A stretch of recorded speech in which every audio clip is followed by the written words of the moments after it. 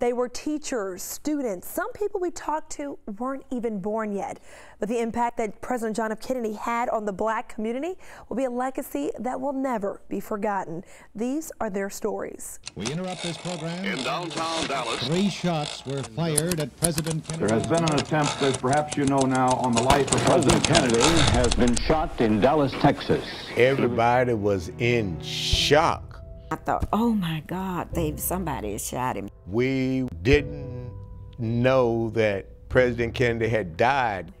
My heart it was just pitter-patter. We were just there, we just saw this man. And people started crying, and it was almost like a haze had come over our school. We were in a fog. You know, Black people love Kennedy because he was the first one who actively addressed our issues. He was one of the few men that had been in that White House that thought about the blacks and the Hispanics. That all men are created equal.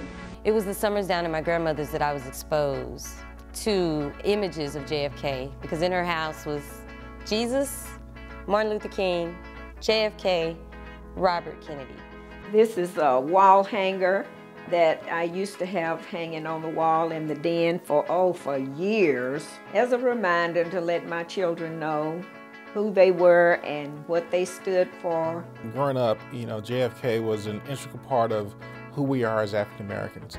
He ushered in the civil rights movement. He, in my opinion, was one that represented the American dream. The president, of course, is going to go on that motorcade when he arrives here. They were looking, just smiling and waving, just like this is the grandest thing that ever happened. I was with my 4th grade class from St. Anthony Catholic School, and we were downtown waving, excited to see the president and the motorcade passing by.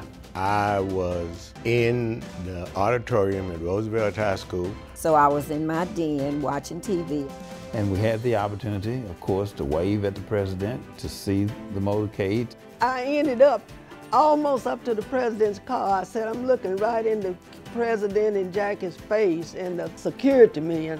And they went on, and he was waving and she was waving and everything. I attended the parade and was rushed back home. Then all of a sudden, people were running and screaming. Everybody was listening to the PA system. Somebody's been shot. And while I was dressing here, they shot the man. And I thought, oh my goodness, if they kill him, that will just be the end. And the children hollered, they just shot the president and they might have killed him. And I said, oh no. It was just a time of uncertainty. We were all very uncertain. The future that had looked so bright, all of a sudden looked so dark. It was as if when Kennedy was assassinated, the light went out. After we got over John F. Kennedy being assassinated, I think that we were more determined that we've made some strides and we're going to see this through. If Kennedy were alive today and he had the opportunity to meet the first African-American district attorney in the whole state of Texas, then that would be a feather in his cap. And he would say that I did a good thing. The bullet did not take the dream of the African-American people. God gives us these people, your children, and good people like Kennedy was. He gave them to us for a time, not forever. And when he chooses to take them, we say God makes no mistakes. Then I can do it if I just believe it.